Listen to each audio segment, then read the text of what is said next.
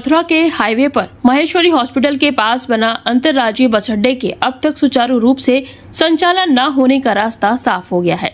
दिल्ली से मथुरा आने वाली बसों के ठहराव की समस्या का समाधान उत्तर प्रदेश राज्य सड़क परिवहन ने निकाल लिया है और पराग डेयरी की भूमि को खरीद लिया है।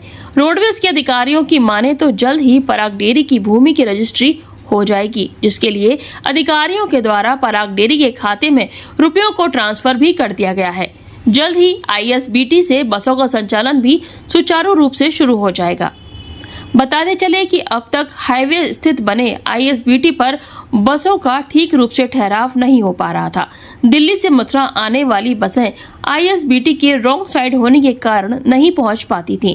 बसों को सर्विस लाइन से होकर या तो रॉन्ग साइड जाना पड़ता था या फिर गोवर्धन चौराहे से कट मारकर ISBT आना पड़ता था।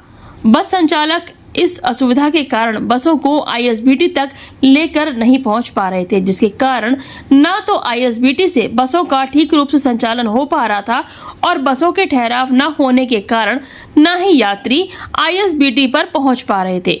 रोडवेज को हो रहे नुकसान और यात्रियों को हो रही असुविधा को देखते हुए रोडवेज द्वारा पराग डेयरी की भूमि को खरीदने की कवायद कई वर्षों से चल रही थी।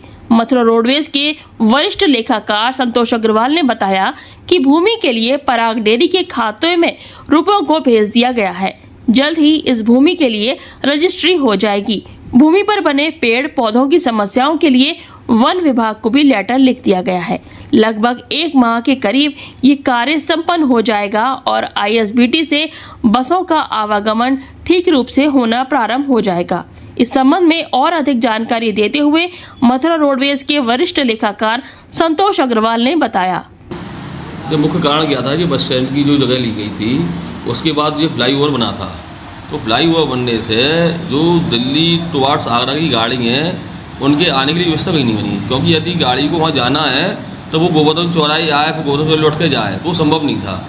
तो हमने पराग डेयरी से 1470 वर्ग मीटर 3.5 रुपये ली है, जिसका को हमने पराग डेयरी को भुगतान भी कर दिया है। तो अब उसकी रजिस्ट्री है, शायद 1 हफ्ते में रजिस्ट्री हो जाएगी और उसमें जो पेड़ पेड़ लग रहे हैं उनको कटवाने के लिए वन विभाग को लेटर लिख दिया है। तो मोस्ट प्रोबेबली महीने भर में सब काम वाम करा के जब तैयार हो जाएगा